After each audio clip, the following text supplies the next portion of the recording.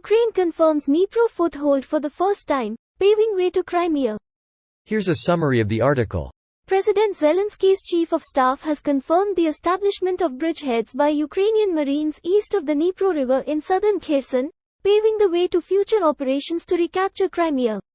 On Wednesday afternoon, Russia also for the first time admitted that small groups of Ukrainian troops had established positions on the Russian-held side of the Dnipro River.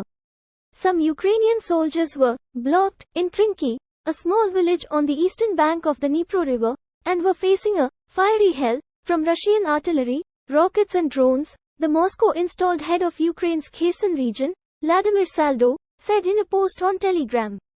Reports of Ukrainian bridgeheads across the river first surfaced in late October, with Ukrainian Marines capturing the village of Crimea, close to 1.7 kilometers inland from the Dnipro in Ukraine's Kherson region. Analysts placed the estimation of Ukrainian troops at 300 to 500 soldiers and less than 20 vehicles of all types, according to an earlier Kyiv Post report. Pro-Russian former militia leader Igor Girkin, imprisoned by Russia on extremism charges, expressed concerns over the Ukrainian bridgeheads and claimed it would threaten Crimea in an earlier prison letter. Ukraine's top commander, Valery Zaluzhny, previously stated that recapturing Crimea was part of the Ukrainian counter-offensive, and they expected to reach Crimea within 4 months during the summer. This post received a score of 6,000, with an upvote ratio of 97%. Here are the top comments in response to this article. On Monday, Russia bombed a hospital in the downtown area of Kherson. Killed 3 civilians and injured 12, including a 2-month-old infant. It's funny how things like these barely make the news anymore. It's useful to ponder these things every once in a while to remind yourself why Ukraine must win and why we must do everything to help them do it.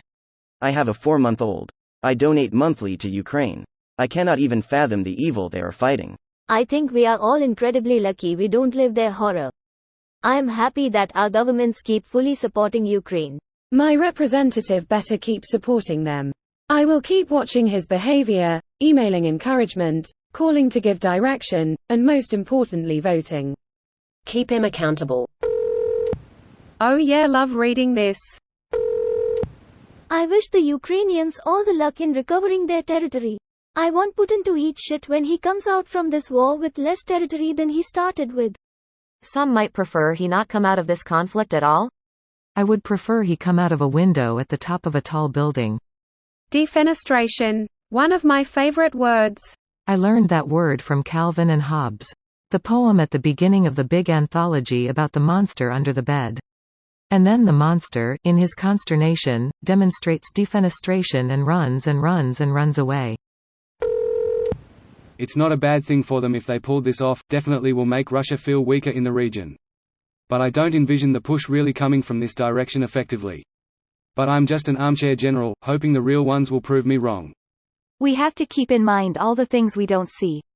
There are hundreds of thousands of soldiers fighting in both sides in Ukraine.